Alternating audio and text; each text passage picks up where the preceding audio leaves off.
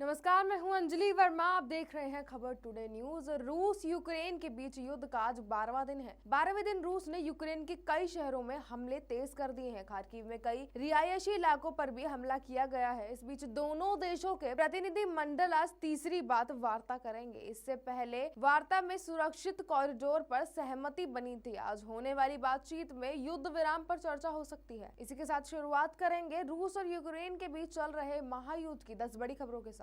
पिछले दिनों कीव में सैनिकों की ओर से हुई गोलीबारी में घायल हुआ भारतीय छात्र हरजोत सिंह जल्द ही भारत लौटेगा। केंद्रीय मंत्री जनरल वीके सिंह ने ट्वीट किया कि गोली लगने के बाद हरजोत का पासपोर्ट भी गुम हो गया था। हालांकि वह मंगलवार को भारत लौट आएंगे। रूस यूक्रेन की जंग के बीच अमेरिकी अधिकारियों ने दावा किया है कि रूस कीव पर कब्जे के लिए सीरियाई लड़ाकों की टुकड़ी को उतार सकता है। दरअसल ये सीरियाई लड़ाके शहरी क्षेत्रों में युद्ध के लिए प्रशिक्षित होते हैं। अधिकारियों के मुताबिक अभी यह नहीं कहा जा सकता है कि कितने लड़ाके रूस की ओर से भेजे जाएंगे, लेकिन कई सीरियाई लड़ाके यूक्रेन में प्रवेश की तैयारी कर रहे हैं।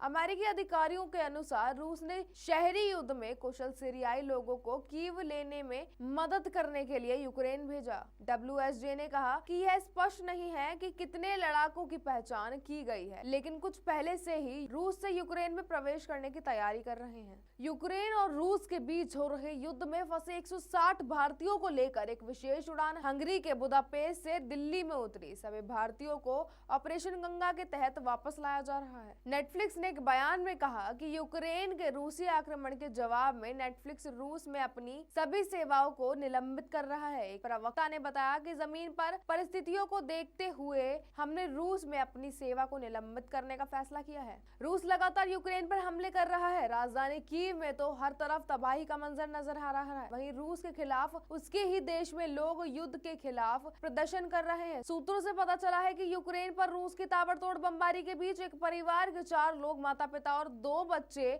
इरपिन में मारे गए क्योंकि वे शहर छोड़ने की कोशिश कर रहे थे। राष्ट्रपति जेलेंस्की ने इस पर कहा कि हम रूस को कभी माफ नहीं करेंगे, हम ये कभी नहीं भूलेंगे। बताते चले इरपिन में 8 लोगों के मरने की खबर है, जिस पर जेलेंस्की ने कहा कि हम इस युद्ध में अत्याचार करने वाले सभी लोगों को दंडित करेंगे। उन्होंने कहा कि हमारे देश पर गोलीबारी करने वालों के लिए इस धरती पर एक कब्र को छोड़कर कोई शांत जगह नहीं होगी। टिकटॉक ने घोषणा की है कि वह रूस में लाइव स्ट्रीमिंग को निलंबित कर रहा है और नए वीडियो अपलोड करने पर प्रतिबंध लगा रहा है। रूस ने हाल ही में फर्जी समाचार फैलाने पर 15 साल तक की जेल की सजा का ऐलान किया है। नागरिक उड्डयन मंत्रालय ने रविवार को कहा कि युद्धग्रस्त यूक्रेन के पड़ोसी मुल्कों से सोमवार को 8 उड़ानों में 1500 भारतीयों को स्वदेश लाया जाएगा। जी हां, दरअसल रूसी सैन्य कार्रवाई के कारण यूक्रेन का उड़ान क्षेत्र 24 फरवरी से ही बंद है। मंत्रालय के बयान में कहा गया है कि रविवार को 2135 यानी कि 2135 भारतीय नागरिकों को लाया गया। वहीं सोमवार को 8 विशेष उड़ानों के जरिए